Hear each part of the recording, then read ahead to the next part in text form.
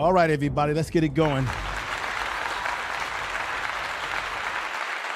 What's up, everybody? It's the Information Man Show. I'm going to get into this. I'm going to tell you why I'm actually doing this particular video. I'm not here to do a eulogy or to set up here and say, oh, Charlie Kirk, oh, what a great guy he was. You live by the sword and you shall die by the sword. You put out negative energy and negative energy will come your way. This is a man. It's funny how the media, mainstream media, and all the goofy podcasters out there, they want to make excuses and call this man like he's some great humanitarian, even trying to put him in the same light as Dr. Martin Luther King Jr. And I've got plenty of clips where he's talking mad smack negatively about Dr. King and many of our black leaders. This man is a hate monger.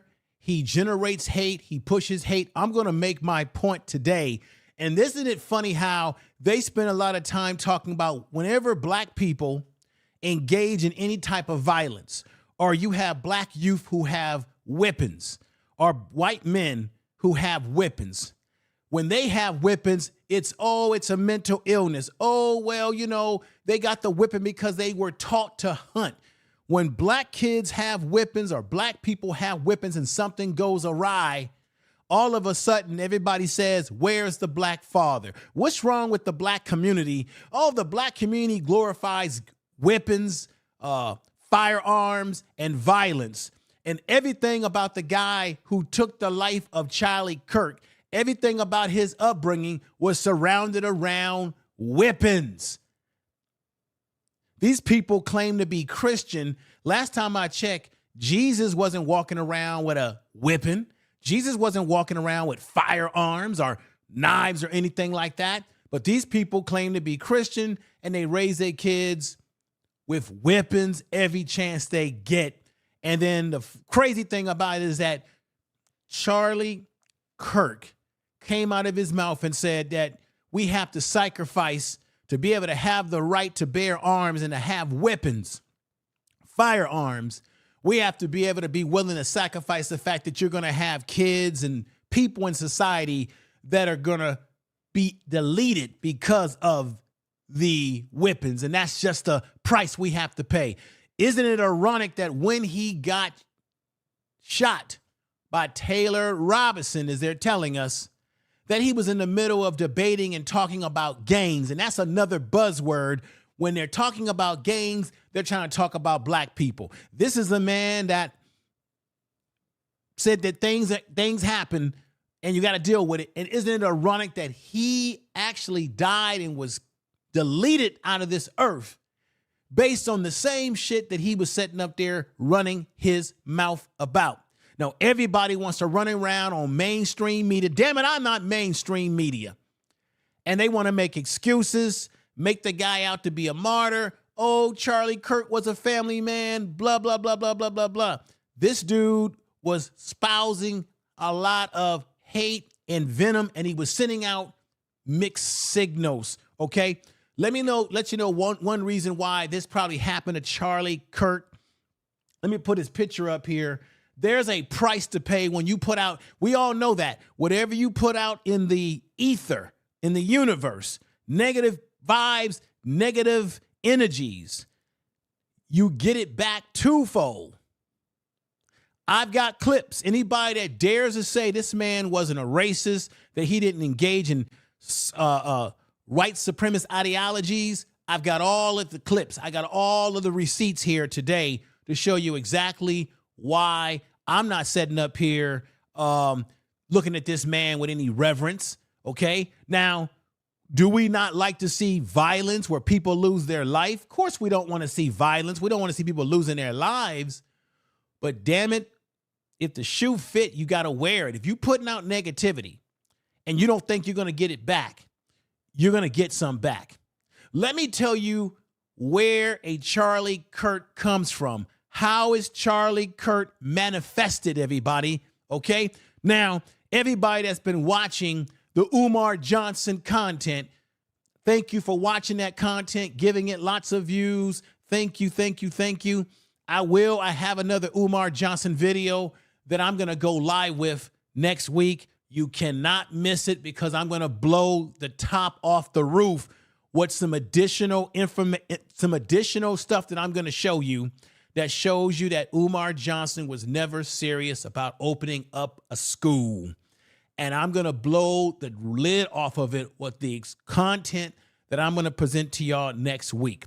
But right now, we're talking about this Charlie Kirk situation as he was taken out of here. It was white on white crime where white people doing harm to other white people. And that's another thing I want to look at too, because Charlie Kirk loves to run off about stats about violence in America and who commits the violence. Now, remember, the FBI, let me see if I can find these stats. FBI crime stats for 2020. That's the one I want to show you guys. I meant to put this on the board for you all to see. This is the one that I want to show you. Here we go. I think this is the stats.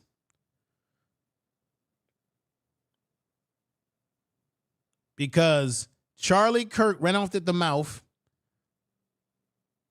and I want to play. Let me see the stats. Let me say the stats. I think this is the one I'm looking for. The crime stats. Charlie Kirk kept saying that black men comprise all crime in America. That's not true. White men lead in all crime stats in this country.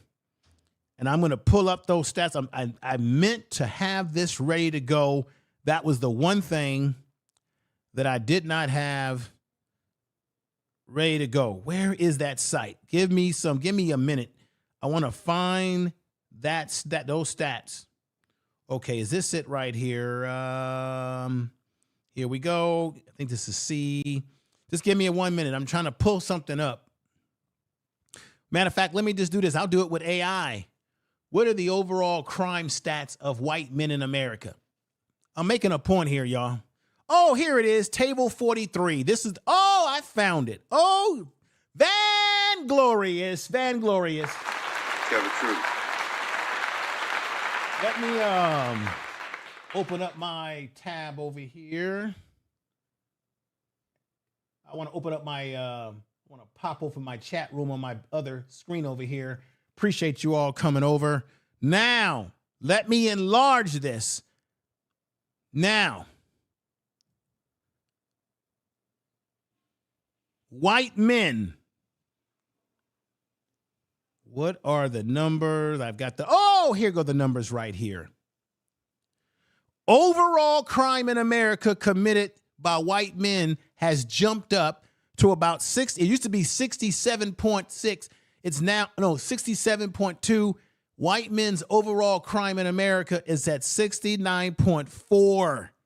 Black men overall crime, that's overall crime in America, black men are at 26.6%. Charlie Kirk had the nerve to say that black men were at 58%.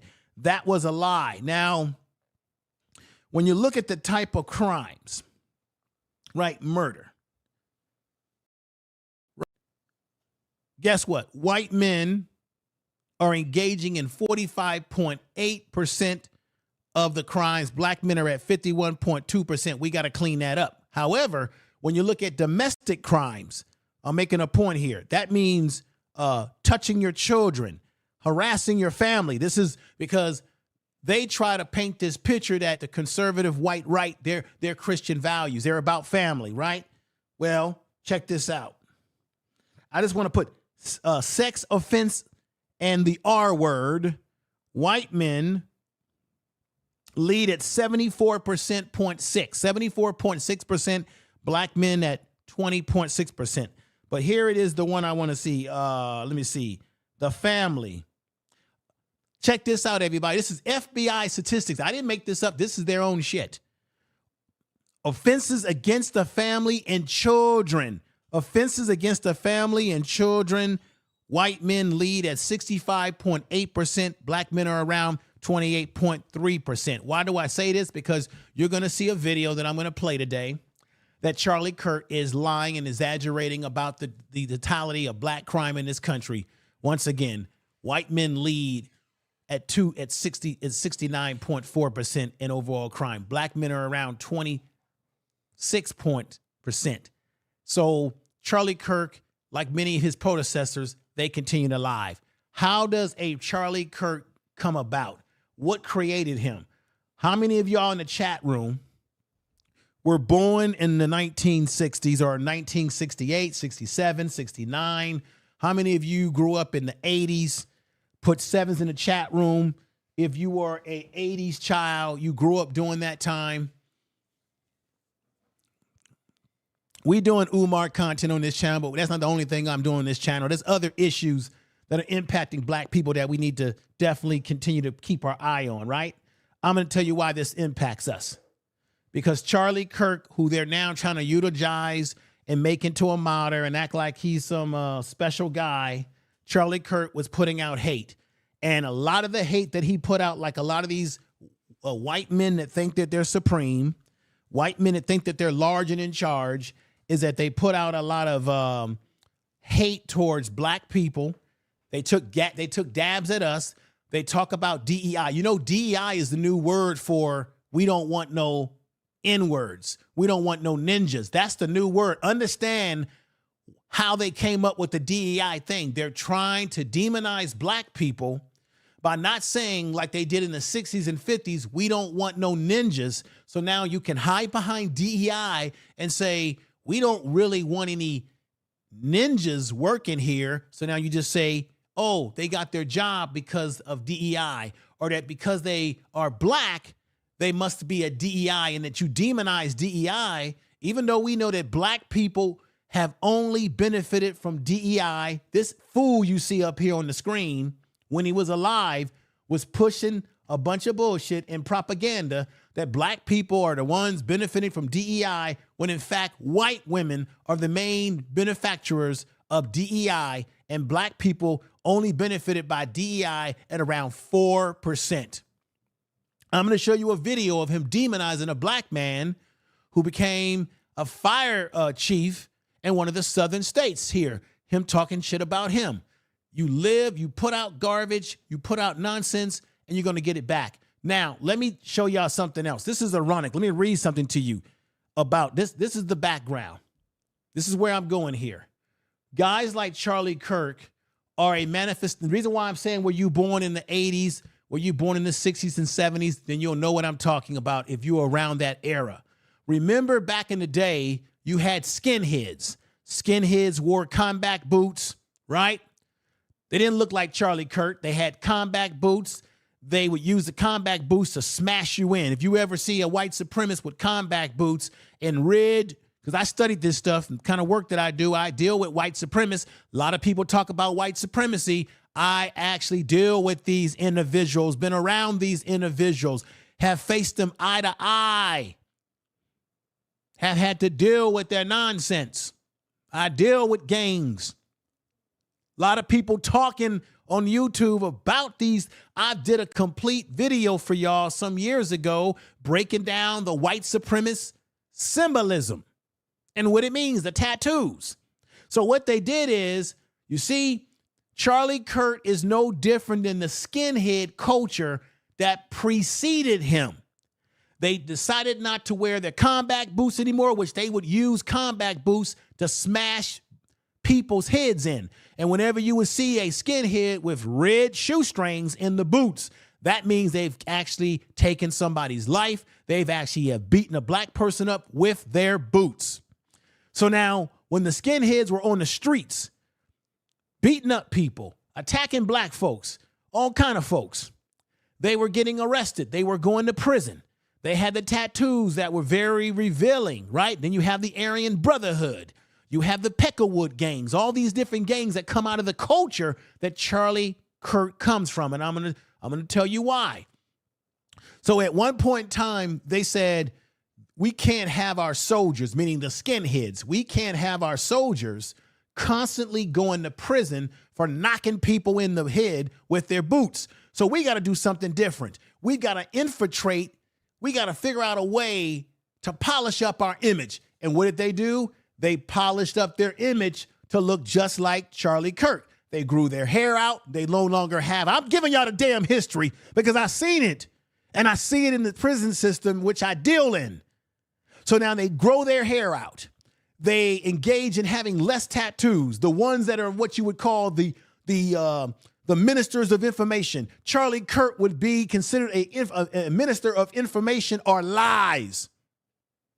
So they clean themselves up and put on a suit, talk the King's English, grow their hair out, become a family man. And then what these skinhead or far right groups do is that they infiltrate all areas of activity. What did Neely Fuller tell us? That the white supremacists control sex, they control the military, they control the economics, they control religion, they control the military, they control all avenues and including communications. When you're trying to take people over, the first thing that you do is you take over communications. Remember, you had AM, y'all remember, y'all that go back in the day, you had AM radio. AM radio went dead, and then the far right conservatives took over AM radio.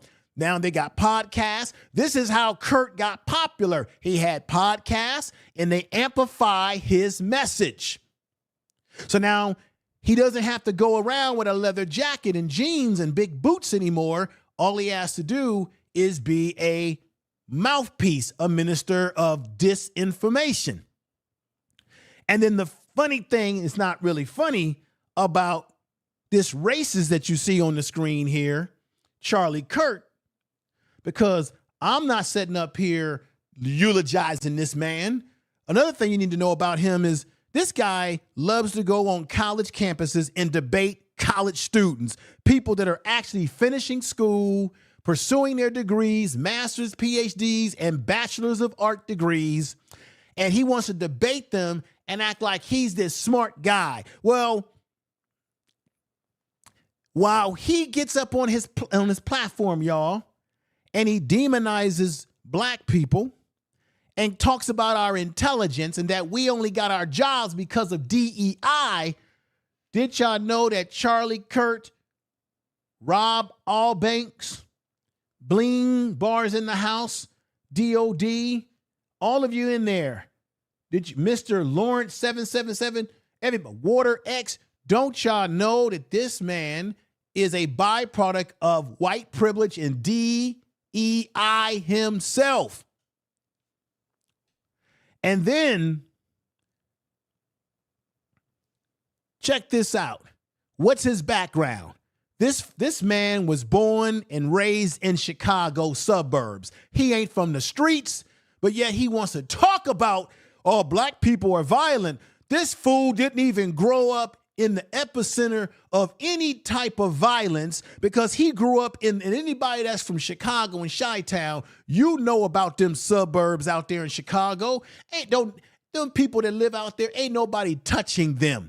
This man wants to act like he's an expert on what's wrong with the black community, what's wrong with society. And this fool grew up in a suburb of Arlington Heights. What y'all know about Arlington Heights? And he in Prosper Heights. He was born and raised in Chicago suburbs or Arlington Heights and Prospect Heights. This fool, Charlie Kirk, briefly attended Harpo College, but he dropped out, everybody. He dropped out after just... This man dropped out after only one semester to pursue political activism full time. Yet he's got the nerve to go to a college campus, debate kids that are in school, matriculating through the system, debate people and act like he's some intellectual master. This man couldn't even complete what he started. Yet these same far right individuals will talk about black people and say that we're not intelligent, that we're DEI, that we didn't matriculate through school. This fool didn't even finish college after his first semester Because he was running off to be what he has become, a political activist, espousing off all type of hate. Do y'all understand what I'm saying? You got to ask yourself, where did Charlie Kirk come from? Who sent him? Why and who? This man had no pedigree. He had no background of success. Dropped out of school, raised in a Chicago suburb, but now all of a sudden he's an expert on talking about what's wrong with black people, what's wrong with overall society. And he already proved that he doesn't finish what he starts. He's a quitter. And then all of a sudden he blows up on social media as a mouthpiece. You have to ask yourself, who picked him? Who chose him? This man, y'all like to say that people are psyops, that people are plants, that people are industry plants. Charlie Kirk was an industry plant for the far right because he had the right look, because they want to get away from their skinhead background where they want to infiltrate all forms of society. So now you got these far right individuals or off right that's in our schools, they're in the military, they're in the policing. Why do you think black people are getting banged over the head by these racist cops who are members of these groups or subscribe to this ideology? The FBI came out in 2006 and told us that the law enforcement in the military had been infiltrated by white supremacists. And when I say white supremacists, I say white people that think they're supreme, but they're not. These white supremacist groups have infiltrated law enforcement and the military. Where do you think this shit came from? So Charlie Kirk doesn't have a scholastic background. He has no pedigree, no certifications in anything. So that means that somebody put money in him. Somebody is backing him. And sometimes when you don't follow what the master tells you, the master can get you out of here. Right? We know there's conspiracy theories about that Charlie Kirk do a little bit too much, that Charlie Kirk go against Israel and then backed off of talking about Israel.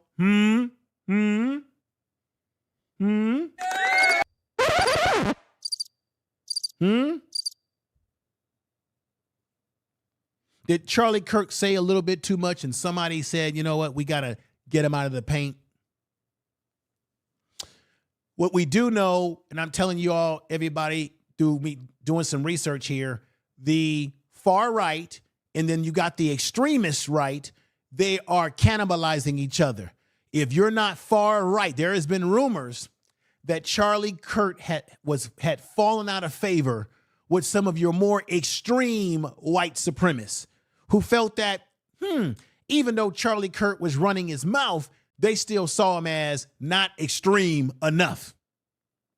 And could this kid, well, not this kid, this man, Tyler Robinson, how does he fit into this, right? They tell you that he had a rifle, but then when you see him walking around, you didn't see any rifle. Where the hell was the rifle? Then they tell you this was the rifle that they found. They tell you that he put the rifle together when he dropped off the roof. Then he went into the woods and put the rifle back together. None of that shit makes sense. When you see him walking, he did walk with a limp after jumping off of the, here we go. He's going to climb off the edge and then drop down to the ground. As he did that, he left some palm impressions. As he does, he's going to climb off the edge and then drop down to the ground. As he did that, he left some palm impressions. He left some palm impressions. But then when you look at video of him, you're saying he didn't have, where was the weapon? So then you notice that the FBI really effed up in the way they went about reporting this whole situation. Let me give you a slider right here. Look at this. Now, that's the picture that I had up right here, right in this room. Tyler Robinson, another white supremacist or extremist. And I'm going to get into what this guy was into with that underground, the networking, the internet type of extremism that is going on, that this dude had himself into, that people need to be aware of, right? And I'm not saying this to say that, well, black people, this is our business. Look, black people, we got to be concerned because these same groups these same groups attack us, right? Because remember, let me put this up here. After this whole situation happened, remember, it broke out in the news that historical black colleges got death threats. Do you in the chat room, by putting 7s in the chat room, if you agree with what I'm about to say, there is no coincidence under the sun that after this incident happened, I know it was 9/11, but nobody was even thinking about 9/11 in that way. But do you agree, by putting 7s, that this shit was not a coincidence, that because Charlie Kirk, who spends a lot of time going to college campuses debating people when this man didn't even finish school himself, that all of a sudden he gets taken out of here, shot in the neck. And then all of a sudden you got black colleges being threatened. We are aware of threats received today by several HBCUs, including Clark Atlanta University here in the AUC.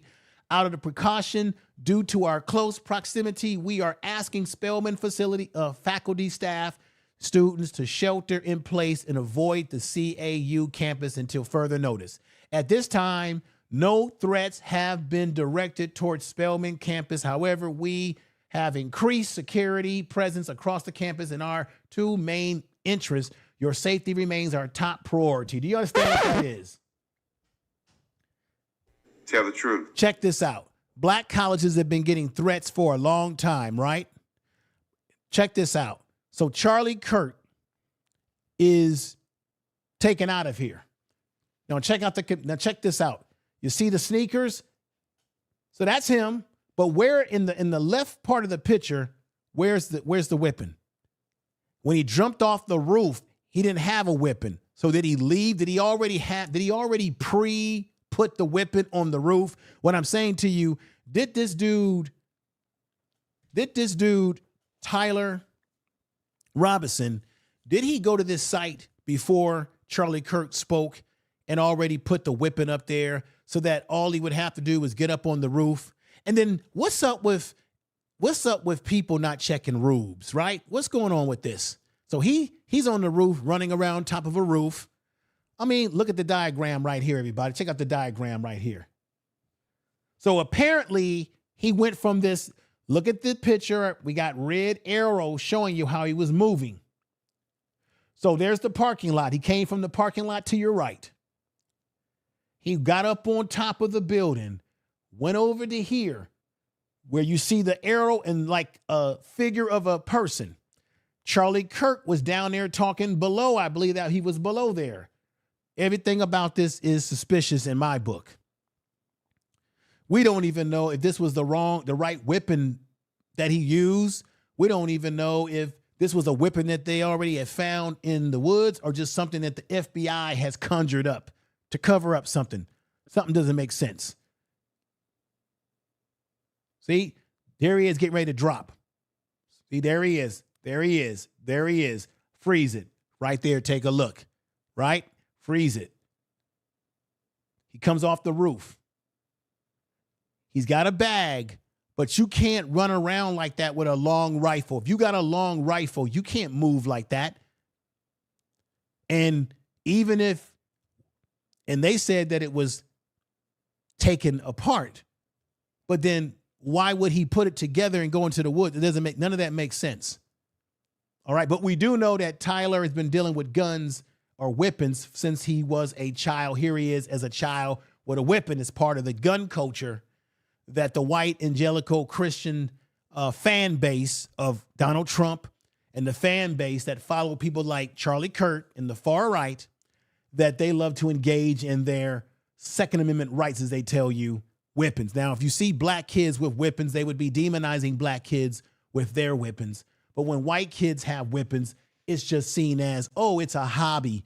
Black kids have weapons, it's seen as demonization. White kids have weapons, it's seen as a hobby.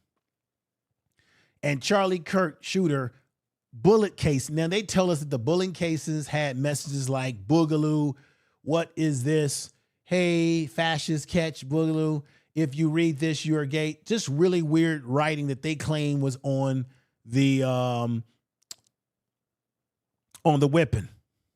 But you really can't believe what the mainstream media is telling you, because the mainstream media, a lot of times they get it wrong. They lie. You had all the Republicans and all the Donald Trump followers running around talking about, oh, the Democrats the liberals have to live with this when it's their fault, before they even waited for evidence to come out. And then come to find out this dude, his family is not even liberals. His family are conservatives. His family are Donald Trump supporters. His family are evangelical Christian they're Christian conservatives, okay? Here's the father right here. And one of the things that you always know that you can pick up on with these guys, let me show you something. Let me get to this picture right here. Hang on.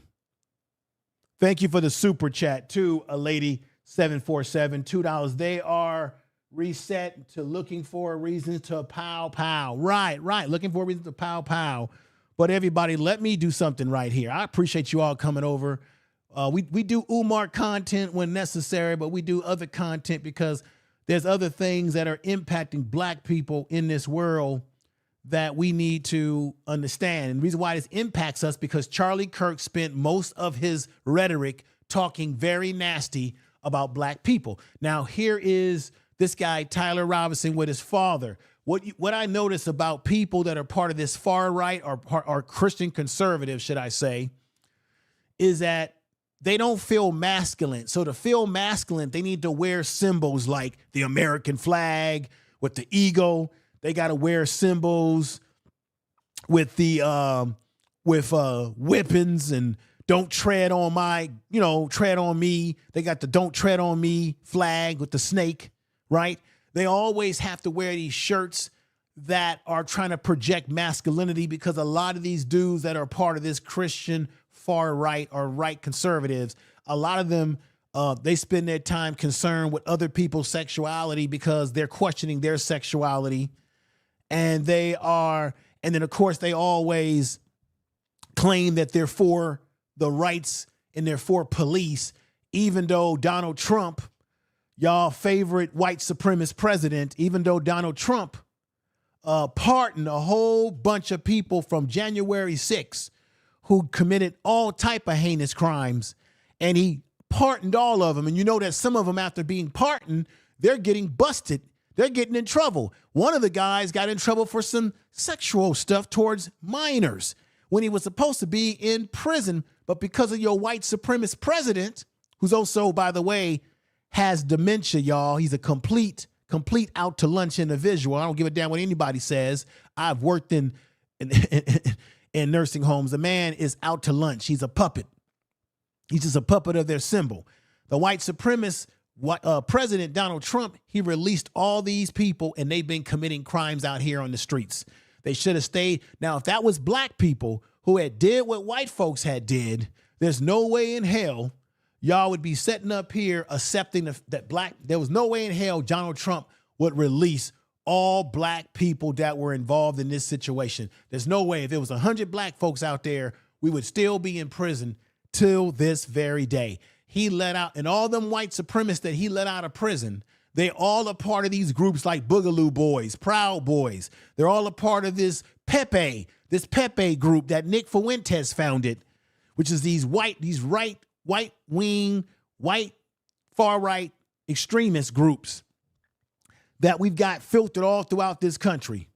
And I'm going to get into that because that needs to be notified here. Charlie Kirk was taken out of here because he was a byproduct of the very system, and the very thing that he was espousing out came back to him. I'm going to say it again. Another thing that y'all need to understand about Charlie Kirk, a man who didn't finish school. Check this out. Stochastic. Charlie Kirk engaged in stochastic behavior. It's called stochastic terrorism. Stochastic terrorism is the use of mass media to provoke random acts of ideologically motivated violence that are statistically predictable. It was statistically predictable that Charlie Kirk, spousing the things that he spouses off, could cause somebody to go out and do something to somebody, okay? Like attack black people, attack people who have different backgrounds, right? But this is the other part that Charlie Kirk didn't count on in his rhetoric. So statistically predictable, but individually unpredictable. So Charlie Kirk's rhetoric could inspire white young males that he inspired, because it was young white males between 19 and 30 that voted for Trump, right? Their daddy, Trump, there he is with the messed up makeup deal. All right. Any black person that is making excuses for Charlie Kirk, any black person that's making excuses for Trump, Trump endorsed this racist, and y'all tell me that Trump ain't racist. Trump has already passed he's already passed an executive order that will hurt in college or institutions that benefit minorities or people like black people. Black colleges. Y'all was talking about how Donald Trump increased the pay for black colleges. That was a lie. Miss Adams, who I told y'all already, who is a congresswoman, she's the one that advocated the money, gave the money for black colleges, not your favorite white supremacist Donald Trump.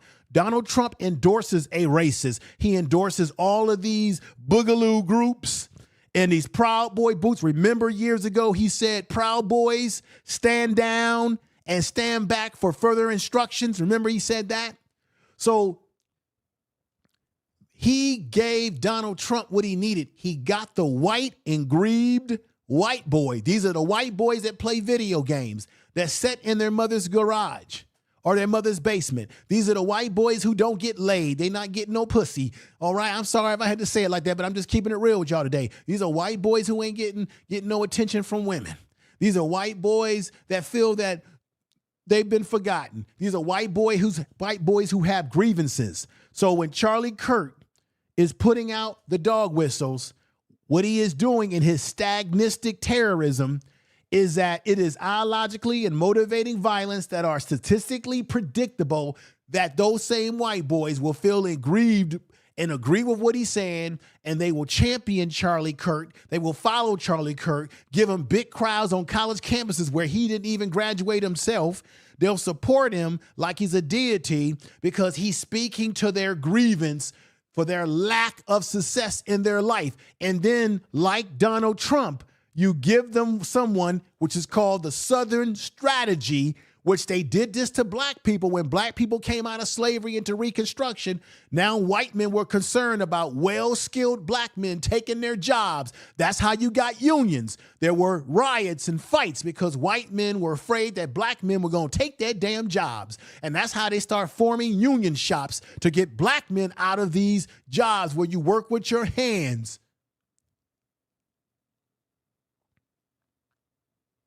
So he speaks to that grievance, and those particular white boys will follow him, and they're capable of going out and engaging in violence against black people or anybody they deem that's inferior to them. But what Charlie Kirk didn't count on is that there's a backlash to statistic terrorism. And what is that? That it is, but, this is the big but, that individually, that statistically predictable, but individually unpredictable, that somebody that he would be talking to, like a Tyler Robinson, would take his damn life. Charlie Kirk never thought that the bullshit that he was putting out in the media, the bullshit that he was putting out in his discourse, that it would come back on him, that maybe that it would cause the minions who followed him to go out and get themselves in trouble. While he keeps talking his talk, they go out, get themselves in trouble. Charlie Kirk makes the money, gets popular, right? He had never calculated that this white boy right here, which would be that unpredictable probability, would be the one that would take his life. And another thing for y'all conspiracy theorists out there, if you think, well, this happened to Charlie Kirk because he went against Israel, because he was not happy about them, what they're doing over there with Hamas and everything like that, that's what happened. No, check this out. Don't y'all know that if they want somebody eliminated, for example, Don't you know you've got all type of intelligence out there? You got Israeli intelligence. You got all kind of hidden intelligence. You got spies on college campuses. Don't you know that these same spies are on the dark web that Tyler Robinson was in, and that they're looking at particular people who are capable and will go out and commit the crime that Tyler Robinson did? And don't you know they would let it happen? Don't you know that they would sit back and they would say, no, don't arrest Tyler Robinson. Let him go out there and do exactly what we know he's about to do. And then we can come in and act like heroes and say, oh, Tyler Robinson is the suspect that took his life, right?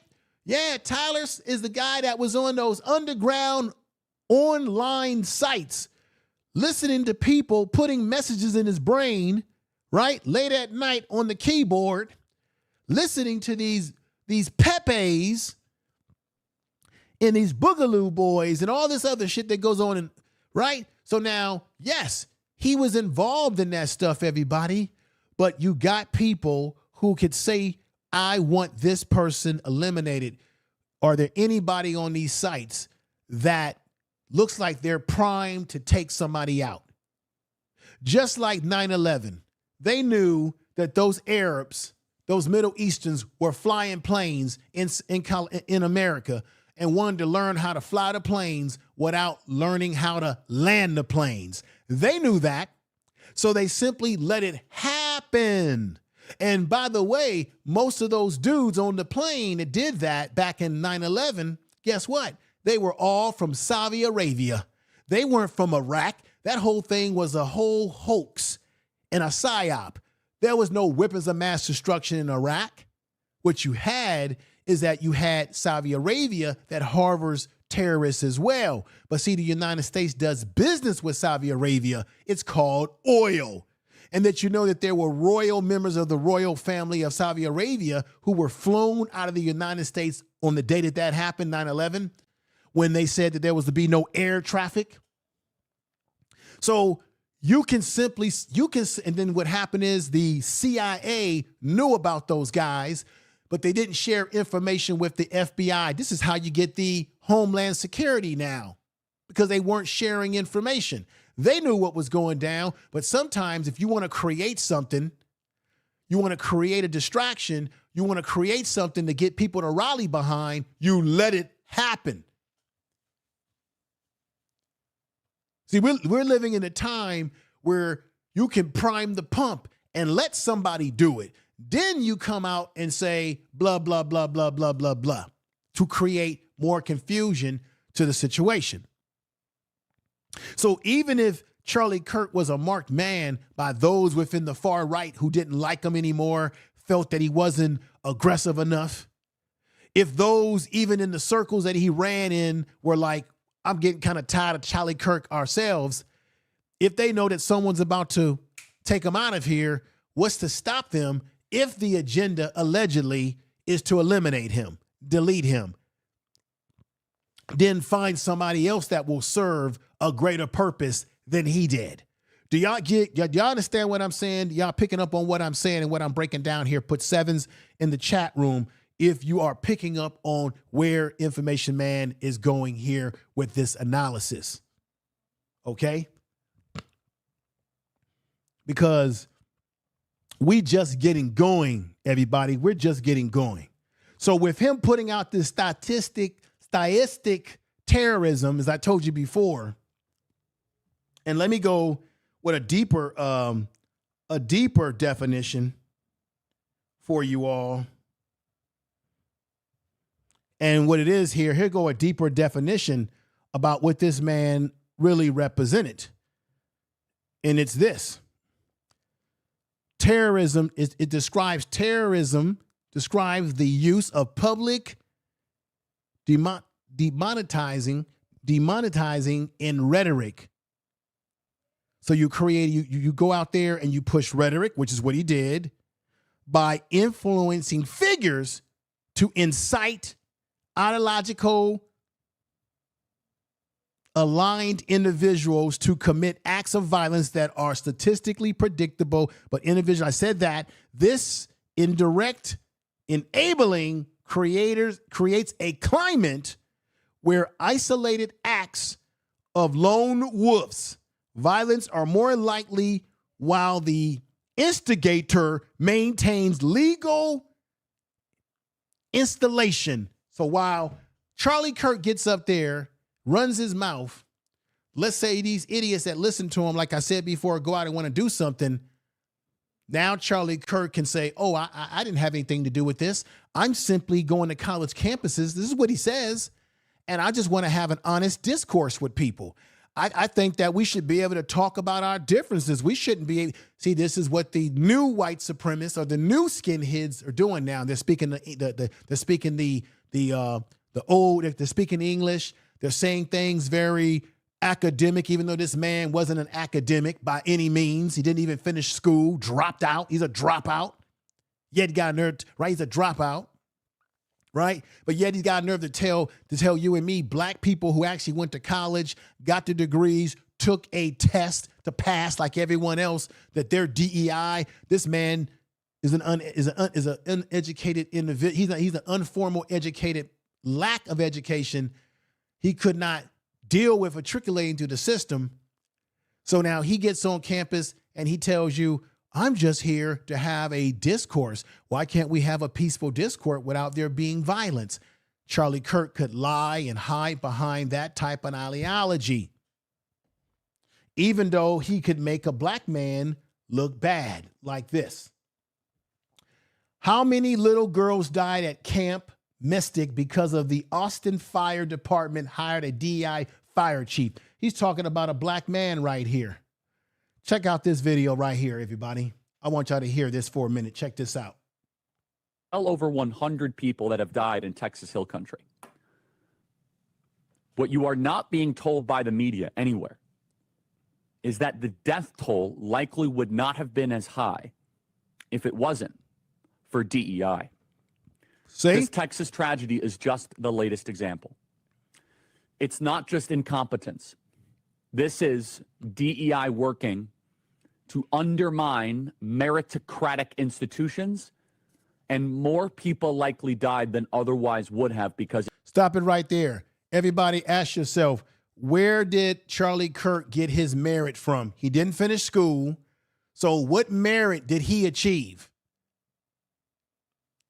And I'm not saying this to say that anybody in the chat room, anybody listening who only has a high school degree or high school diploma, I'm not saying you're not an intelligent person, but I'm jumping on Charlie Kirk because this is a man who spent his time going to college campuses, debating with college students like he was smarter than them.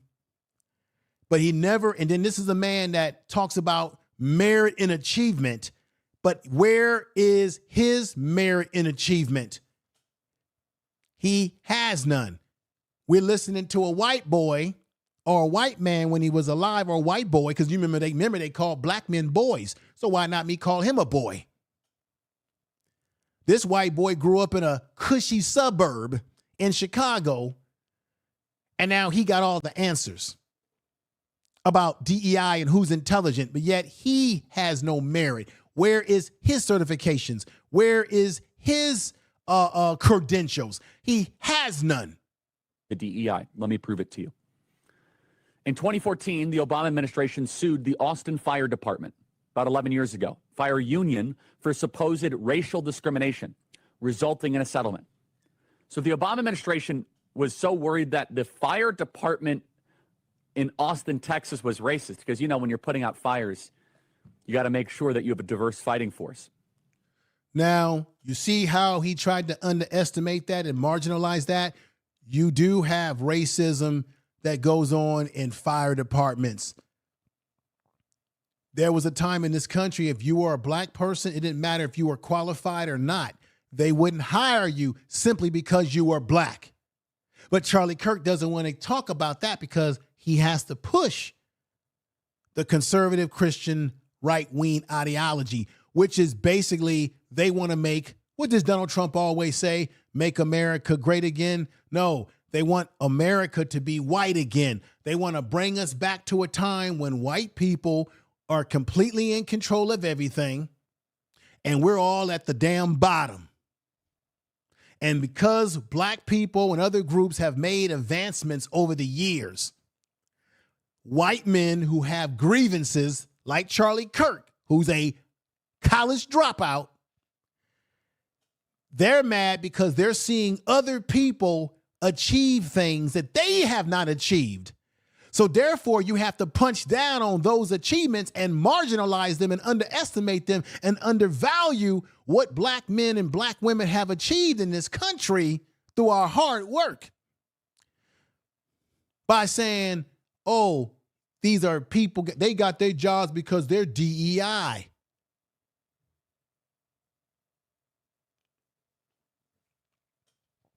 But Charlie Kirk hasn't qualified himself, but he demands you qualify yourself. All jokes aside, well, the pressure was on the city to prove its diversity credentials. So a few years later, they picked Joel Baker as their first black fire chief. He announced right away that promoting diversity is one of his top priorities. So what's the problem with that? They brought him in from Atlanta, and his priority was not putting out fires or being prepared for floods. No, his priority was to make sure that the fire department was blacker. Play cut 347. This two-time fire chief wants to make a difference in the growing city of Austin and tells us he wants to start by bringing in more diversity. It's important that the Austin Fire Department, as much as we can, reflect the community in which we serve. Well over 100. Now, let me just say this right here. He didn't say anything that he wants to make the fire department blacker. He simply says that it's important that we achieve our opportunity to make the fire department reflect the community. He didn't say we're going to just let anybody in the fire department who ain't qualified. Those people that he would bring into or that he would recruit for the fire department would have to still be qualified. They have to still meet the standards for the training to be a fireman. They have to still take the fireman exam and pass it. But he wants you to believe that, oh, he just wants to make it all black. And then you got to ask yourself a question. Even if he wanted to make it a black fire department or bring black people into the fire department, what would be wrong with that when white men have been in control of these institutions for fucking 400 years? Tell the truth. But now they don't like it because black people have gotten education, black people are trying to achieve things, and white people who have not achieved anything are jealous and do not like it. It's just like I told you, when black men came out of slavery into Reconstruction, white men were angry because they knew that the black men were more skilled than them from working on those plantations and building this country, building the railroad, building the damn White House, building this country, and they knew we can't compete with these Negroes, these ninjas that were slaves because they've got more skills than us. You see how even though it's the year of 2025, nothing has really changed. We're still in the same bullshit. Now, anybody that is a Donald Trump supporter, this is who he supports. Y'all got to be out your damn mind. These are some of the things that Charlie Kirk has said. He said birth control is causing women to be angry and bitter. He says black pilots are not qualified. This is what came out of his own mouth, and I got the receipts to show you. Gun deaths are worth it. This man lost his life because of a firearm, and he stated that gun deaths are worth it. He said black people were better in Jim Crow 1940 under Jim Crow laws. Can y'all believe that? Check this out. This was on Jubilee. I got the audio to it where he was debating with a young black lady, and he's saying that black people were better. In the 1940s, black people were being lynched. Black people were being marginalized. Black people were in separate but not equal situations. He talking about Jim Crow laws, that we were better off. This is what the white supremacists or this idiot Charlie Kirk, that people today want to act like he was some good man. Listen to this, y'all. Listen. It was bad. It was evil. But what happened? Something changed. They committed less crimes. Maybe they were afraid. I mean, 4,000 Black men, women, and children were killed so in that's- violent that's lynch your, mobs. That's your explanation, but I guess Racial so, but terror black- permeated black American culture for hundreds of years. Black America is You don't worse than think it has been that in the last affected 80 years. the generational psyche of an entire group of Well, people? I'm sure it did. I'm not just. What I'm showing you is that Charlie Kirk has the audacity to say to that young lady that black people were better off in the 1940s doing Jim Crow compared to where we are today. And the young lady simply told this racist that black people were being lynched. Black people were under a state of harassment. Remember the Green Book? There was a time in this country, if you were a black person, you couldn't travel safely on the roads without being harassed by white people. So they came up with something called Green Book. And the Green Book would let black people know where they could safely travel on the roads. It would let you know what gas stations you could go to safely, where you could lodge and get something to eat or stay in a hotel. It was sort of like an underground railroad to allow us to travel safely. Charlie Kirk is telling us we were better off in the 1940s of Jim Crow. Make America great again. Tell the truth. That's what Donald Trump talking about. And y'all sitting up here talking about y'all like Donald Trump. Shit.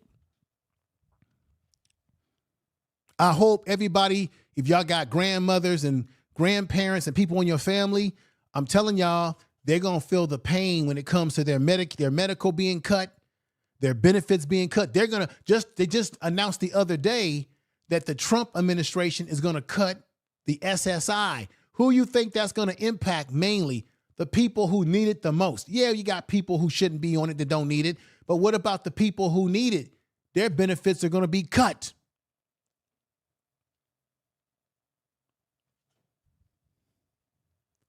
This is the ideology of your man, Charlie Kirk. Then he says right here, black women do not have the brain processing power to otherwise be taken really serious. This is from a man who did not finish school, a man that was a dropout. Where is he qualified to say that? Is Charlie Kirk a psychologist? Is Charlie Kirk a psychiatrist, everybody? Where is he qualified to make such statements? Is he a psychiatrist? Is he a therapist? Where is his certifications to talk about what black women's brain capacity is? And y'all say this is the man that should be remembered as a good family man. No, this is a racist who got taken down by a far-right nationalist himself. This was white-on-white crime. When black people commit crimes on each other, the media will say black-on-black crime. Why are we not calling this white-on-white crime? White boy kills white boy, okay? Tell the truth. White boy deletes white boy. White boy used supposedly a weapon of some sort. White boy gets up on top of roof like Spider-Man. Where is the outcry? Let me play this for you. Sometimes you need an older black man sometimes we need an older black man to put some damn sense into us. Check this out. I was taught that if you don't have anything positive to say, keep your mouth shut. I was going to take that fucking approach, but nothing's off limits, so fuck it. Right. Charlie Kirk was assassinated yesterday. First of all, I want to say I do not condone violence, and I don't wish death on anyone. But bullets do not discriminate. And if you're going to preach hate and you're going to rile up people and it's going to be a political device to sit up here and divide this country, you can't sit up here and act like this shit don't work both ways. Woo! He was the one that said some deaths are necessary. Boom! Did you hear what the elder is saying? He said that Charlie Kirk, like I told y'all, said that some deaths are necessary. I'm basically saying it's ironic that the very way that this man lost his life is the stuff that he was hyping up. But like I said, on the statistic terrorism definition, it was unpredictable whether it would come back on him, and it did. by somebody who had their issues about the man. Continue. He's speaking the truth. To sit up here and divide this country, you can't sit up here and act like this shit don't work both ways. He was the one that said some deaths are necessary to keep our Second Amendment. Right. How fucking ironic. He was the one that preached black on black crime. I'm pretty sure it was probably white on white crime, and it was in Utah. It's a boomerang. You throw it and it comes back at you. You can't be putting out things that are negative. Isn't that ironic that he got his life taken in the most whitest of states, Utah? You can't get any white like than Utah, okay? Utah, Mormons, the whole 9 yards.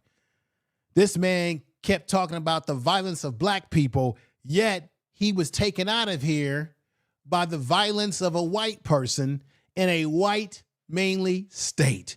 Isn't that ironic? Tell the truth. Thank you all for being here. Tiffany, DOD, the Informant Media, Brother Jones, I see you in there. A view is a view. Thank you for being here. MZ Kim Bar and Being in Bar. Pretty Brown Eyes, I see you in the chat room. We got some of the Cookie Crush chat folks coming over from Honors Channel. RY, thank you for being here. Thank you, thank you. Jesus Christ is the truth and love for all. Thank you. My man Yalpo is in the house. Most definitely, everybody gets a clap. Yes, definitely. Definitely. Let's get back to the elder. And expect not to be affected only in a positive way. Everything comes back at you sooner or later. There's no fucking immunity. He is telling the truth, okay?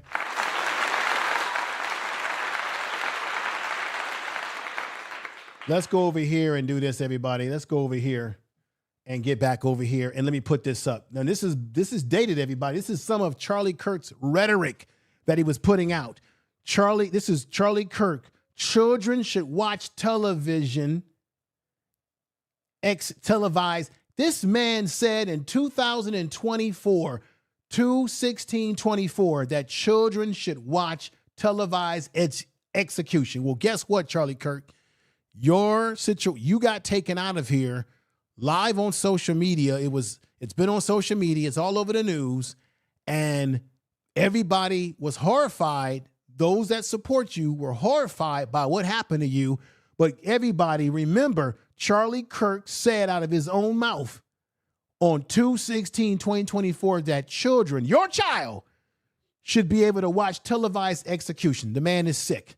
Charlie Kirk, I'm breaking this down because everybody out there on the news is trying to say, oh, Charlie Kirk was a family man, and oh, Charlie Kirk was just a political activist who was trying to have discourse on college campuses, and he wasn't trying to cause problems, but he was just having a discussion, and his life got taken away just because of his views. His views were sick.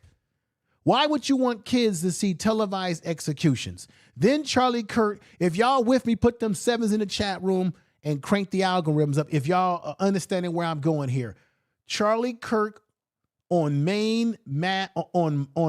mass shooting, he said buy more guns on 10/26/2023. In 2023, when he was asked about the problems of mass shooting in America, he said go out and buy more weapons. Then Charlie Kirk said that Biden hates you, bring guns to public places. Charlie Kirk on 10/2023, on the 10th day, on the 12th day in the 10th month of the year of 2023, he told people to go out and bring guns to public places. Why would he say that? Why would he incite those sort of things? This guy was not a good person. Charlie Kirk carries guns in case of attack in the U.S. by Hamas. On 10/11/2023, ain't nobody attacked him. He was attacked by a white boy. Kirk said this: the deep state may do the JFK thing to Biden. You see what he's doing? How he's inciting? That's what I mean when I say this is Stalinistic. The use of mass media to provoke random acts of ideological motivated violence that are statistically predictable but individually unpredictable. This man was spousing off all this rhetoric. Charlie Kirk, Biden deserves prison or death penalty on 6/23/2023. This is Charlie Kirk. Charlie Kirk said mass shootings are the price of freedom on April the 6th, 2023. He said mass shootings were the price of freedom. So he's making excuses for people being taken out of here in mass by saying, well, that's the price of freedom. Well, can we say, because I'm using Charlie Kirk's words, can we say that what happened to Charlie Kirk, and I'm not being insensitive here, but I'm being very truthful. Tell the truth. Can we say that what happened to Charlie Kirk was a price that we pay for the price of freedom? That what Tyler Robinson did to him, see, his words are coming back to hunt him in the, well, he's no longer with us, but should we say that Tyler Robinson taking his life is the price of freedom because you have the right and freedom to bear arms? Should we say that? Because Tyler Robinson grew up toting guns with his family. There he is with his family in the black hat, standing up. He grew up in a family that pushes. That's his brother right there with weapons in his hands. There's Tyler Robinson with weapons. Is he saying that for us to have the right, there he is with a bazooka? That's Tyler Robinson with a bazooka. Are we saying that that's the price that we need to have people getting taken out of here just so we can tote guns? That's kind of sick when you think about it. Guess where he learned this stuff at, Tyler Robinson? His family. Look at his mama with a gun in her hand. Look at that. Tell the truth. Mama with gun in hand. Here's the family. The children are blocked out, but that go to mama and daddy. There he go. Here he go with matching clothes on the holidays or something like that, right? There we go. Where did he learn it from? According to this man right here, that's the price that we pay for freedom. So why can't we say that Charlie Kirk's being deleted out of here, him being deleted like he was, why can't we say, using Charlie Kirk's own words, that happened to him because that's a result of the price of freedom to bear arms and do what the hell you want? That would Charlie Kirk say that if he was alive after seeing what happened to himself, if he could come back from the past and see what happened, he would change his tune, I bet you. Because whenever it's you involved, you change your tune. This is a man that said that children should see public executions. That it's all right. Let's go back to that again. Let's air out his dirty laundry before I get to the rest of the videos for you today. Right? Charlie Kirk, mass shootings are the price of freedom on April 6, 2023. Then Charlie Kirk flustered after support asked, he was flustered after a supporter asked, when do we get to use guns? When do we kill these people? On 10/26/21.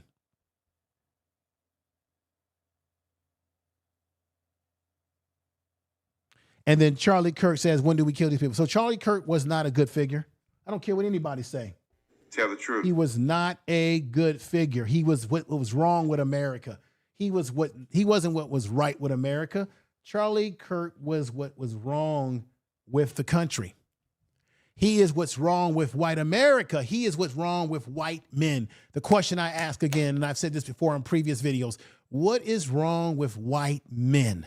Whenever crime and violence happens in the black community, they say, where's the black father, and what is wrong with the black community? My question is, what is wrong with the white community that their children grow up learning to use weapons and that they can't keep themselves from going out in general and taking somebody's life? What is wrong with the white male who feels that they can't compete, that they need someone to give them privilege and a leg up, that they can't compete with the groups that are beating them now? So now they got to say it's because of DEI. And then they follow clowns like Trump. And we even got Negroes, ninjas, that will kiss a white supremacist behind. Look at this picture right here. You even got Isaiah. There it is. You got Charlie Kirk in the crowd. You got Candace Owens smiling. You got video with her singing and rapping with this dude, this boy. Believe it or not, you got Isaiah Washington. Didn't Isaiah Washington get his ass kicked off of Grey's Anatomy some years ago? And because he called some dude gay on the show, and his career hasn't been the same since. And now he's running around pushing the Donald Trump, drinking the Donald Trump boo-boo. What's wrong with these Negroes? And then you got the main ingredient here, Charlie Kirk was deleted. The suspect, 22-year-old Utah residents, briefly attended. See, here you got, what do Charlie Kirk and this guy have in common? Two guys who dropped out of school. And this guy, according to all accounts, was a pretty intelligent individual. He briefly attended Utah State University because he got a scholarship there. He used high-powered action rifle in Wednesday's deletion, confessed to his father, so they say, right? But isn't this interesting? Charlie Kirk dropped out of school, and then another white supremacist drops out of school. White on white crime, white supremacist on white supremacist crime, white nationalist on white nationalist crime. Both white boys couldn't stand the kitchen, so they dropped out of the kitchen. Okay? Interesting. One takes the life of a white boy who you would think he would be on the same side of. It's crazy. Tell the truth. And I showed y'all those pictures. Here he is as a kid. This is the culture he grew up under with the guns as a child. Here he is right here, the mugshot. Here is a more colorful mugshot of the individual. There he is standing up with his brothers and sisters. Here's another clip right here. Having fun in SCL and SLC this weekend. We came up. These is his family members. Ambra Jones Robinson, I believe, is his mother. We came up to see where Uncle Mickey works and explore his base.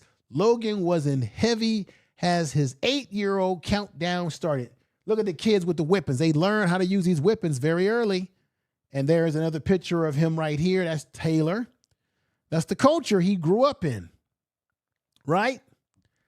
And you got Negroes that will tell you, oh, he was a good young man, raised well. His father raised him well. He's the way he is because he went to those liberal colleges. It was the universities that turned him like that, right? You're going to hear Negroes like Tatum. Everybody calls him Officer Tatum. I'm not calling him Officer Tatum. The Negro isn't a police officer anymore. Ask him, why did he leave the police department? Right? The Negro ain't no police officer. So why are we calling him that? Wait till you hear what he had to say. And I want y'all to check this out. Listen. I bet you his dad was a Trump supporting conservative. And I bet you he raised. Yeah, you're right, Tatum. You're right. But you're wrong about some things you're going to say next. Listen, you can always find a Negro. You can always find a Stephen who will cry over what happens to their master. Check it out. He's a good kid. And that kid used to go shooting with him, hunting with him. That kid was getting straight A's in school. He said he was a good kid. Well, he can't be that good because he took a man's life. So how good could he actually be, Tatum? I bet you his dad was a Trump supporting conservative. And I bet you he raised a good kid. And that kid. So that means, what are you trying to say? That you have to be a Trump supporter to raise good kids?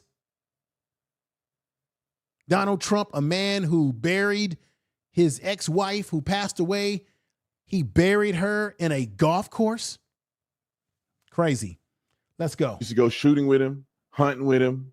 That kid was getting straight A's in school, well-mannered, and probably why he got a scholarship, and then went to school and got indoctrinated. I'm not saying that that's true, but there's a huge dude. This is what Tatum does a lot on his channel. I don't know how this dude gets how he's got 1 million subscribers. Why do anybody want to listen to a man that lies? First he says one thing, then he says, well, I'm not saying that it's true. You just said it was true.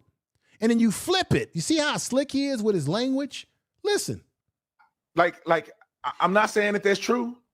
But you are, Tatum. You were pushing that in the beginning. See, he tried to clean it up a little bit. But there's a huge sentiment in my mind that that's what happens. These people at these universities, there needs to be consequences for indoctrination, not education, but indoctrination. That means that when you're in the classroom and you're supposed to be talking about math, you should be talking about math. Math teachers shouldn't be talking about politics. You at school to teach. This from a man who never tells the truth on his channel, lies because he's a grifter. He knows that his audience are mainly white people. So he's figured out as a black man, let me tell white people what they want to hear. Let me coon, let me buck dance, let me jump high in the air and say, master, how high can I jump? He knows that he has to talk this way because Tatum, like many individuals on the YouTube streets, is another example of a black man who is a big time, to me, no different than Umar. He is a grifter because he tells lies to feed into his mainly white audience and deceived black audience of black people that even listen to this fool. But let me expose some things.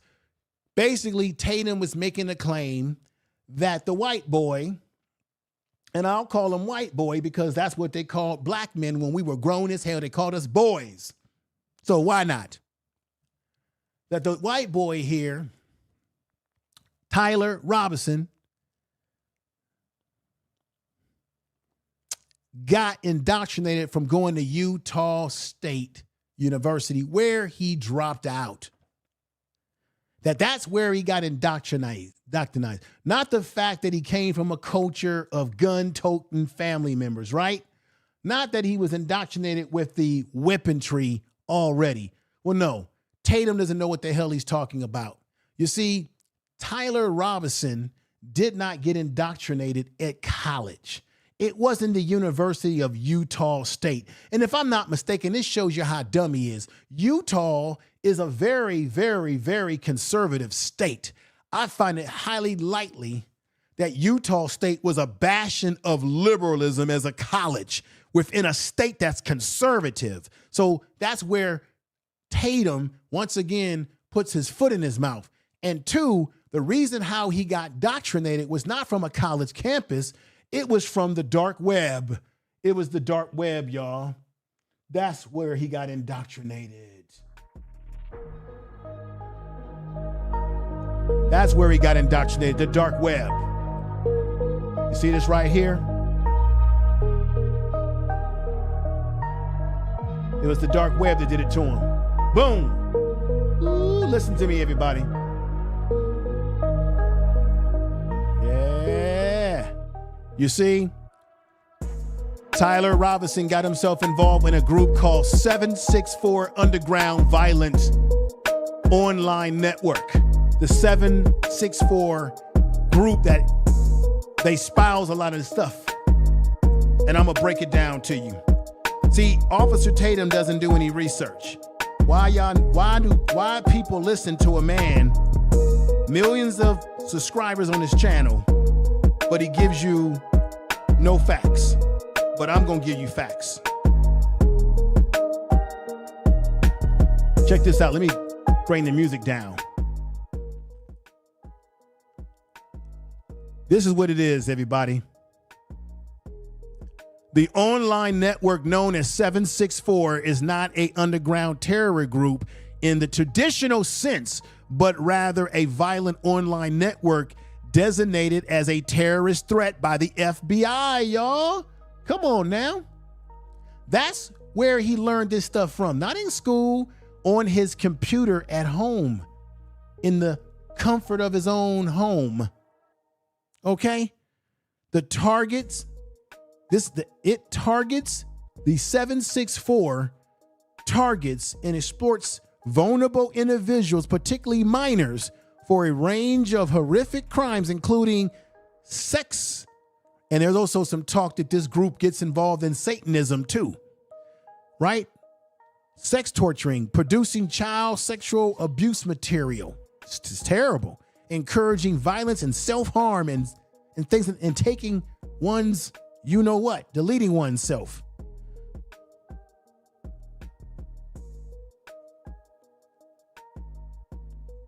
The ideology, should I say, of the network is characterized by violent extremists, the NVE, worldview, Satanism. It is also influenced by extremist movement of satanic neo-Nazi groups, Order of the Nine Angels, everybody. This is what he was involving himself in. Had nothing to do with the university. It's what he was seeking after outside of the situation. I want to show y'all something else. Let's get to it.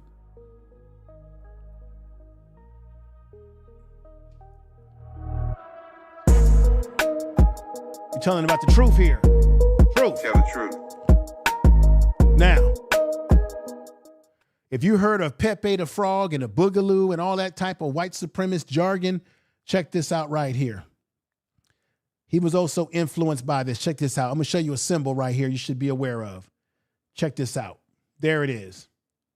This is that frog symbol. You see it all over social media. That's the Pepe symbol that Nick Fuente has made popular. Fuente, who's another wannabe white supremacist. Okay, whenever you see this symbol on social media, these are the people. This is a white supremacist, white nationalist, far right extremist symbol. Look at how Pepe the Frog has got a black sweatsuit on, and people were comparing this online with who? Check this out. Look at that. Boom. That's Tyler Robinson. Another one of those groups that he subscribed to on the internet.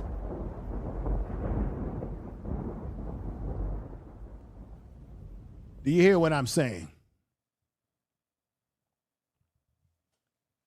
Some say it's very similar in their stance. Okay, let me put this up here for you. Tyler Robinson does appear to be squatting like the famous squatting Pepe. And yes, people are trying to link him to Nick Fuentes in the Gropers because of it. So Nick Fuentes has this group called the Gropers, right? And this Pepe character is a part of their white extremism. And people have linked him to that. Nick Fuentes is currently trying to deny it. Now, let's get to some more information here, shall we? That I need to lay on y'all as well. So people are saying, oh, this was all about, this is the lefties or people that are progressive. They're more into doing this. No, it's the right wing folks that do this more than anybody. Let me show you a chart right here. Check this out. Extremists linked to deaths from 2013 to 2022. Left wing extremists indicates, the blue indicates that. There's the graph. You have a small number of left wingers. Domestic Islamic extremists, they're a small number.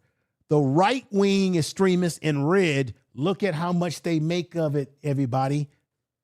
They make up of the majority from 2013 to 2022. They were the majority of people. See, over here, I give y'all information. I give y'all facts. Check out this graph right here. The demographic breakdown of the United States mass shooters by race and gender. White men, white women, black women, Latino women. Check this out. Data source. The percentages are approximately appropriated from the provided data, e.g. statistics, Armin.com. The Violence Project is what it came from. White people engage in 60% of this mass shooting, split as 57% men and 2% white women. 1% trans. Remember, they kept saying, oh, it was a trans. Everybody kept saying that Tyler Robinson was a trans at first, right? Trans people only consist of 1% of people who engage in this type of crime, and trans people only make up 1% of the population. Black people overall only make up 21% of mass shooting, 20% being men, 1% black women. Black women don't engage in this stuff really. Latinos, 9%, 8% men, 1% women. Transgender cases are rare, so they are assigned as minimum but visible portion. There it is, y'all. Tell the truth. And for anybody that says that he wasn't a Donald Trump supporter, you got another thing coming. Look at this right here. Let me show y'all something right here. He was all about Donald Trump. He was all about Donnie. Happy Halloween. So weird not to trick or treat with them, with the boys this year. Here he is on this picture. Let me blow it up where he's got a Donald Trump costume. Boom. Get off of me now. There it is. Boom. There he is with a Donald Trump costume. He was a Trumper. Then you say, oh, that's just a costume. That's just a costume. Okay, here we go. Some more receipts on this fool. Boom, there we go. Wearing a Donald Trump shirt. He was all about the Donald Trump life. There it is. Tell the truth. So anybody that says this wasn't about Donald Trump, they a lie and the truth ain't in them. Let's go to some of these videos I got for y'all. Check this out. He was on there with Jason Woodlock, another sellout. Here we go. Quick track record of hating bigotry and racism and also associating with people of all sorts of different backgrounds. They started to call me racist. And I'm not saying it's because of this, but Black America was getting richer. They were getting stronger, and families were largely still put together before the Great Society, Voting Rights Act, and Civil Rights Act. 60 years later, Black America is in a... That's a damn lie. Let's do a growth. He's saying that black people were getting richer in the 40s. No, we weren't. Yeah, you had black people making their own way with towns and stuff. You did have Black Wall Street, but we saw what happened every time black people would create something. White people like Charlie Kirk would come along and destroy it. That's how you got Rosewood. Black people created that to create wealth. They destroyed it. Black people created Black Wall Street in Tulsa, Oklahoma in 1921. They came along and destroyed it. Where were black people economically in the 1940s?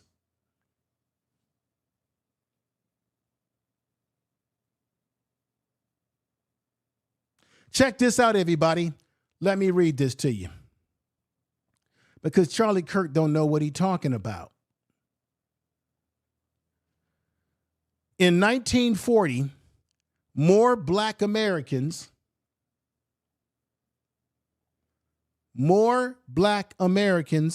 faced several economic hardships due to pervasive discrimination, concentrated in low-paying agriculture jobs and domestic service jobs with significant low wages than white workers. Despite these widespread challenges, World War II provided a true turning point, opening up better pay. Yeah, that's true because you had more jobs. Semi-skilled industries, defense jobs, and sparking a new wave of the Great Migration from the South to the North. That's why black people left the South, because they weren't making enough money.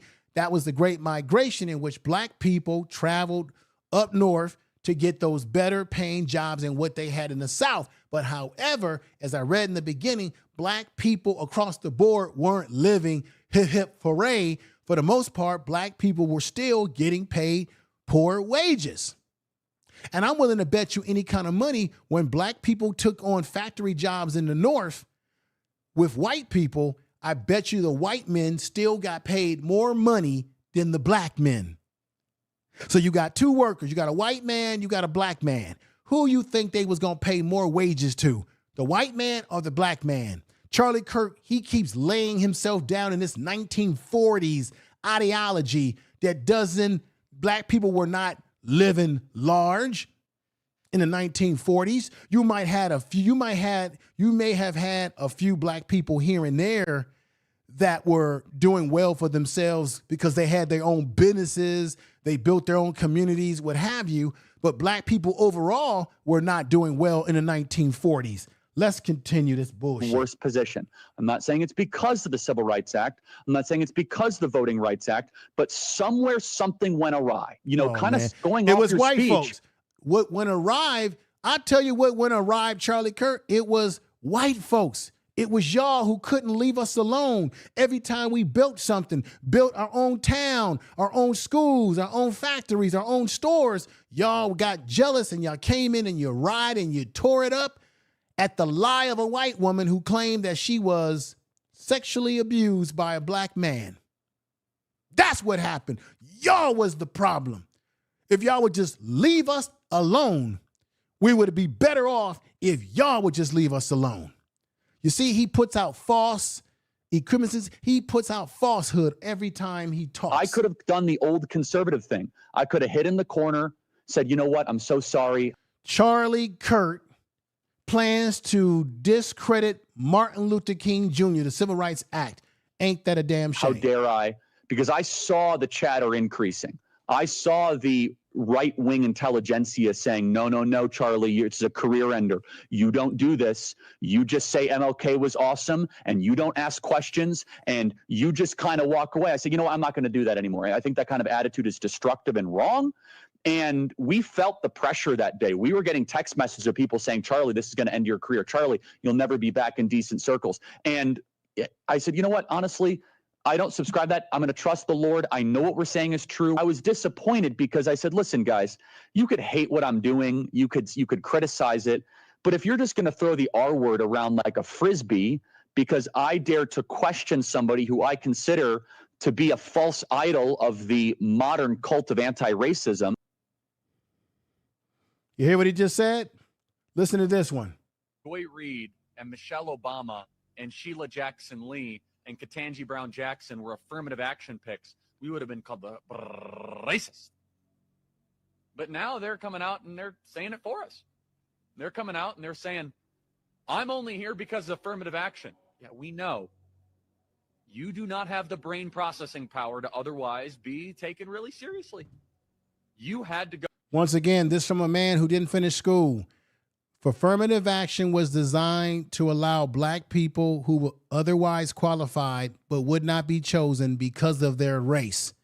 When you go to school and you take an examination, you do not take an affirmative action examination. You take the same quiz, the same exam. You have to write a term paper, a research paper, like all your other students, all the other students in the school. You don't get an affirmative action test. So how do you explain black people who got into school and they were able to matriculate themselves through the system by passing the exams? That's the one area that these white supremacists will never touch on. You want to say that it was affirmative action or DEI that gave black people opportunity, but how do you explain that the test was not affirmative action? So if they weren't qualified to be in the school in the first place, how were they able to pass the same damn examinations and test and quiz and write their paper like everybody else? Answer that, Charlie Kirk. Oh, you can't because you're no longer here, but you are a college dropout yourself, questioning the intelligence of black women. You sound like a fool. Go steal a white person's slot to go be taken. Steal a white person's. How do you steal a white person's slot? Now, we know that white people have stole things from us. They have stole our inventions. Most of the inventions in this country were created by black men and black women who could not get a patent. And because we could not get a patent, it opened up the door for white men who could get a patent to steal our inventions and say, oh, we'll get a patent for it. I'll help you get a patent. Then they steal the invention and make you think that Thomas Edison created the damn light bulb. See, this is nothing but white grievance. This is an example of white grievance from a white man and many like him who did not achieve themselves. They were dropouts, are mad because they got to compete with black folks that's going to school and getting education.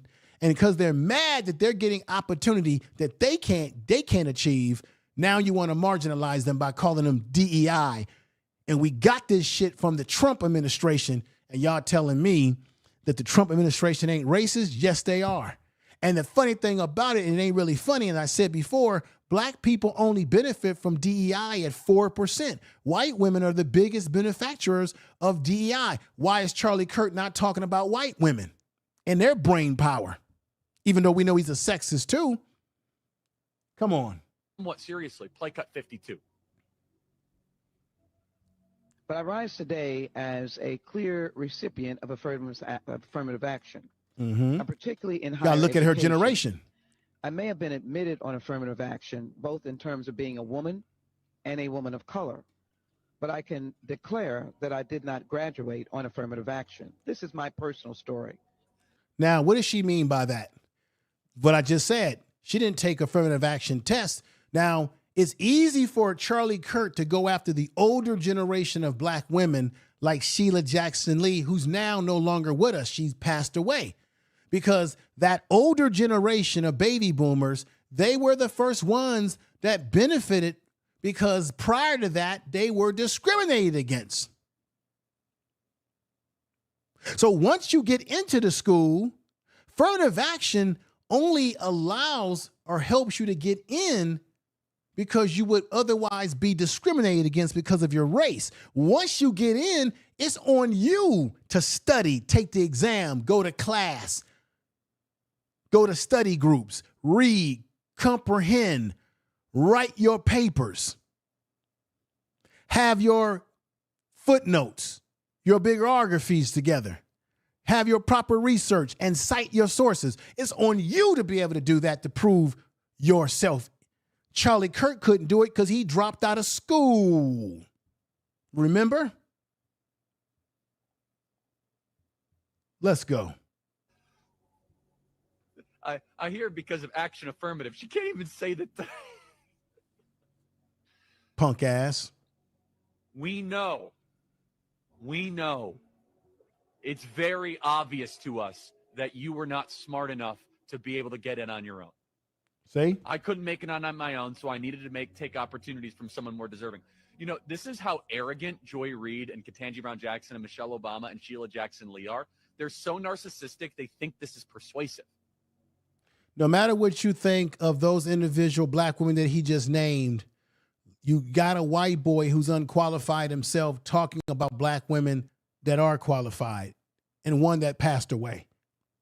They think we're like, oh, of course. That's why we need affirmative action, because you have impressed us with your brilliance. Of course. Oh, no. Imagine the world without Joy Reid. Imagine the world without Sheila Jackson Lee or Michelle Obama. So now he puts Michelle Obama's name in it, and she ain't said anything about this fool. And Michelle Obama is a lawyer. She went to law school. Barack Obama, no matter what you think of him, he got a PhD in law, went to Harvard, was president of the Law Review. He's more qualified than Charlie Kirk. Michelle Obama is more qualified than Charlie Kirk to be talking to people on a college campus about intellect. Let me let you hear the other piece. A black pilot, you wonder, you say, I hope they are qualified. If I see a black pilot, I'm going to be like, boy, I hope he's qualified. I'm dealing with somebody in customer service who's a moronic black woman.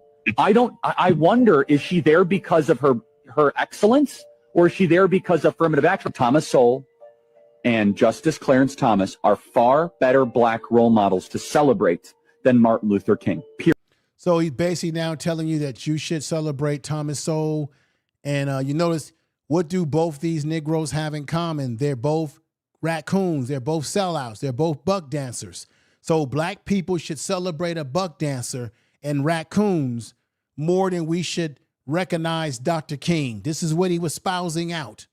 Sick. Period. End of story. This guy is not worthy of a national holiday. He is not worthy of godlike status. In fact, I think it's really harmful. It's a damn shame. Here go another one right here. Check this out. No one really cares when it's HR managers. No one cared when it was, just kind of paper shufflers or even engineers. But now when it's like, wait, hold on a second. You're going to remove my appendix and you're a black lesbian. Do you understand what he just said right there?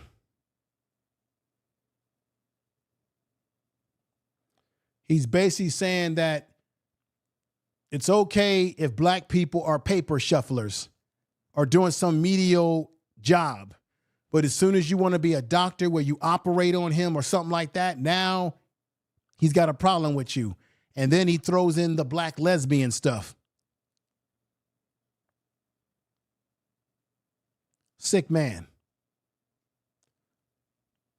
Check this out. And remember, he said that if a black person is a pilot on a plane, he's very concerned if the pilot is black. Don't tell me that's not racism. Don't tell me that's not prejudice. Don't tell me that that's not the white supremacist mindset.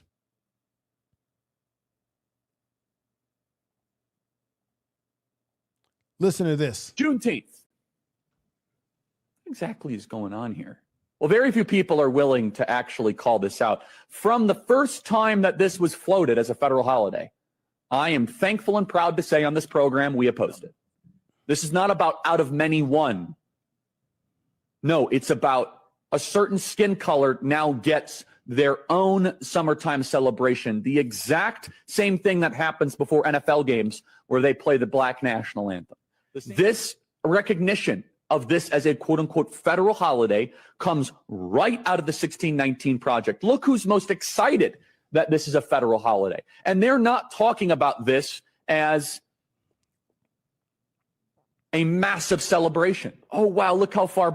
So why would Charlie Kirk have a problem with black people having, first of all, you fucking idiot. Black people never asked for Juneteenth to be a holiday. That was something that Joe Biden did because Joe Biden thought he was throwing us a chicken bone. Black people been celebrating Juneteenth, whether it was a national holiday or not. We didn't lobby for that. We didn't ask for that. But then either way, why would you have a problem with us having a day that recognizes the fact that there were certain black people that didn't know that they were free from slavery? That it was an emancipation day for some black people in the South. That's a part of American history. Why do you want that to be covered up? Why don't you want that being celebrated? You guys, check this out. Charlie Kirk is the same white supremacist that would tell you that white people have the right to celebrate their white Southern heritage, that they have a right to rock the Ku Klux Klan Confederate flag, that, hey, the Confederate flag is not racist. We're just celebrating our Southern heritage. Oh, come on. Why you guys got to take down those Confederate statues? We're just celebrating our heritage. So it's okay for white folks to celebrate their heritage, particularly those that come from the South. But then when black people want one day that has been nationalized and everybody don't even get the damn day off, and now Charlie Kirk thinks it's a problem. But does Charlie Kirk have a problem with those Confederate statues that's up, that some of them got taken down, and now under y'all boy that y'all say he ain't a racist president, Donald Trump has ordered all those racist white supremacist statues from the Confederacy that was put up by the daughters of the Confederacy. All them statues that were put up after 1965, during the 1965 Voters' Right Act. I know what I'm talking about. Soon as black people got that right to vote and that whole thing took place, that's when the daughters of the Confederacy, look it up, commissioned for these statues to be put all over the South is a way to stick it to black people who got the right to vote, to let them know we still in control. We still in control of the narrative, and we're going to throw our racist Confederate statues in your face. And then ask yourself, what country actually celebrates people who tried to break the Union? What country actually dignifies and promotes and celebrates traitors? The Confederacy was traitors. They were traitors. There's no country in the world that celebrates the traitors of their country. If you go to Germany right now, you can be put in jail and fined heavily for rocking a swastika flag. They don't want anybody that gets caught with any Nazi memorabilia in Germany will take on heavy heavy penalties. So we live in America where we want to celebrate people who were traitors to the Union, right? And to get this history right, Abraham Lincoln didn't give a damn about black people. If you look deeper into his statements, he said that he was concerned about the Union splitting. He did not want the South to split from the North because the South had what? Free slave labor, to the point that they could be independent of the Union. They didn't need the North because they were making all that money off of free slave labor. Lincoln said, I will do anything I can to keep the Union together from splitting, even if it means not freeing slaves or freeing slaves. When he freed slaves, we were nothing simply but an economic sanction that he put on the South. He put economic sanctions on them by saying your slave system is illegal. The slaves are free. If he could have kept the Union together without freeing us, then we wouldn't have been freed. And black people have fought in every war in this country. We're not fucking immigrants. We're more than immigrants because we've been in every damn war this country's ever had. We fought in the Revolutionary War. Christopher Attucks is the first black man to die for this country, even though the Negro fought for the wrong damn side, because you saw what they ended up doing to our people, putting us in slavery. We fought in World War I, World War II, Korean War, Vietnam, every goddamn war, every damn thing that this country has ever been involved in. Black people were there. It was the Tuskegee Airmen that saved this country. It was the Triple Nickel, the black paratrooper soldiers who saved this country. It was the black women who worked as messengers. You saw the movie that Tyler Perry came out with, black women that were working in the mailroom. It was black people, black men in particular, that say without black men, this country would have never won World War II. Without black men, this country would still be split in half, and the damn Confederate Army would have won the damn war over the damn Yankee Army of the North. Tell me I'm not telling the truth. Tell me I'm not telling the truth, y'all. Let's get back to some more of this. Man, Blacks it's crazy. have come. It has now become a racial complaining day. Now we have a full day to be able to smear and slap. You see the bullshit that he's talking? What black people on Juneteenth, we go out and listen to music. We go out and barbecue, we eat, we spend time with our family, we go to the park.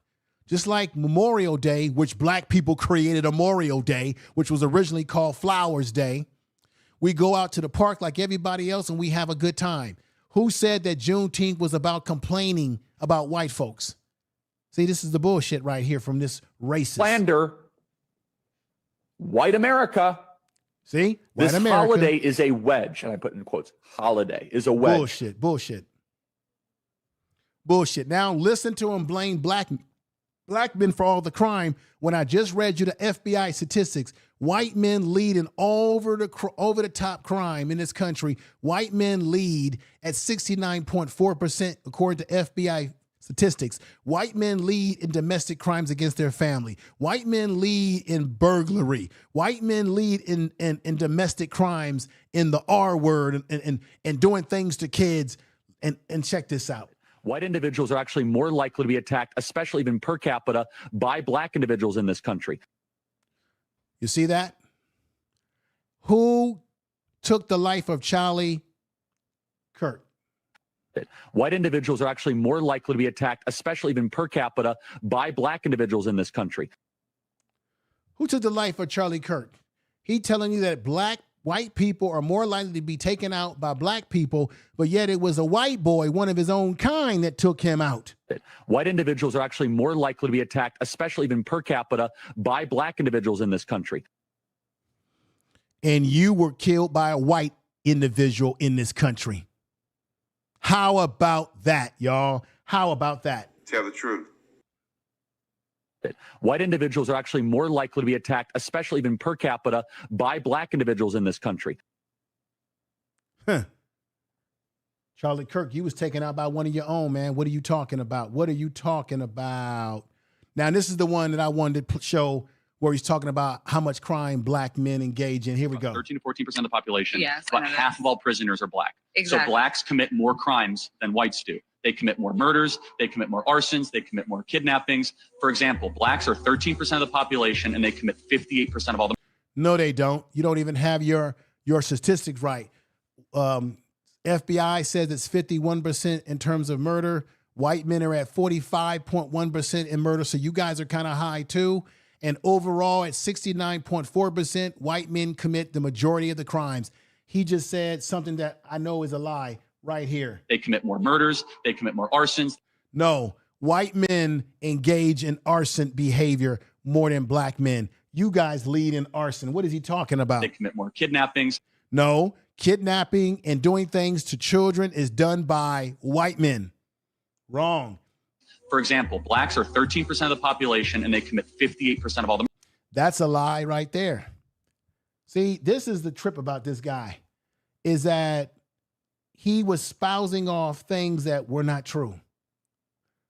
Okay? And so we're supposed to think that he was a great American. This man was spending a lot of time demonizing the black community. So I don't know how anybody black can align themselves with a Charlie Kirk, or even align themselves with somebody that aligns himself with this man, a Donald, or I want to say Donald Trump. I like to say Donald Dump, but Donald Trump. How can that be? But you always will have a black person that will make excuses for these sort of people, like this ninja right here. So this video is to serve as a tool to combat all the lies and misinformation that is commonly being spread right now about Charlie Kirk. And it's ironic because someone like Charlie Kirk is oftentimes called racist. Yes, he is. And I played everything that represents his racism today. Wake up, Negro. And homophobic, yet he's one of the main reasons this YouTube channel that you're watching right now even exists in the first place. Okay. He knew the young, gay, black Amir in 2018. Okay, here we go to young, gay, and black stuff. Okay, so what? So he threw you a bone because you just because you're a raccoon. White supremacists always like to have white black people that will sell out their own people. They've always been cool with you type because you toe the line with them. So they've got no problem with you being a sellout or being a raccoon. They got no problem with that. Go ahead with some more of your coon talk. We advocated him to be more vocal online and spread his thoughts and to always seek the truth. Not even one day after the event. Seek the truth. Charlie Kirk lies. He puts out statistical lies. He's a liar. Then it was one day, the night of the first event I ever gone to in 2018, where I met Charlie Kirk for the first time, that I started being vocal online. So now he gives all his credit for getting online. So you needed a white man to tell you to have a damn voice. You needed a white man to tell you to have a voice, to get online and speak your mind. It took a white boy to tell you something like that? That's a sad commentary, man. And it took a white boy who likes to talk shit about black people. Unbelievable, y'all. Unbelievable. And that's the dude that took his life, even though he told you and me that white people are more likely to be taken out by black people. But all these guys like Charlie Kirk, they always tend to get taken out by their own. Now, let me let y'all listen to this dude, and you could tell he not a black American. And it really trips me out how you get these non-black American type of individuals who got so much to say about what goes on in America, and they not even from here, but gonna tell me and you about racism and how racism doesn't exist as a figment of our imagination. Check this out. See what's happening in America, and I want to bring this topic up. And I know a lot of people will get mad, but I don't care because most people are sheep. But there's this word called racism. And I honestly believe where I am at now, it is made up. Racism does not exist. It's literally made up. And most people are sheep, are in the matrix, and you've just been fooled into thinking that it exists. And I think it's so smart. You got to give it to them. You absolutely got to give it to them, right? So let's break it down. Racism. People say, oh, Sujiro, what the hell are you talking about? Okay, let's break it down, right? If someone comes on the street and abuses me, calls me a racist word, calls me a monkey, says something, right? A really racist word, that person's not racist. They're just a bully. A bully is a bully. He will abuse an Asian person. He will abuse an Indian person. He'll even abuse another, of course, his other. So he wants you to believe that racism has never existed or it does not exist. He's going to tell you this is the line that most dudes like this say, because he's getting opportunity that it does not exist because he's making it, because he's working at the bank. Dude, you're dumb. You're able to do what you're able to do because people that came before you who took the brunt of the racism helped to open the door for your butt. Now, he sounds like he's British, like he's from the UK. If y'all know any history about the UK, when the Jamaicans and the Africans were going over to the UK in the 1960s and 70s, you had all kind of race riots in the UK. You had black people and Jamaicans being marginalized in the UK by white British. They've done a movie about it.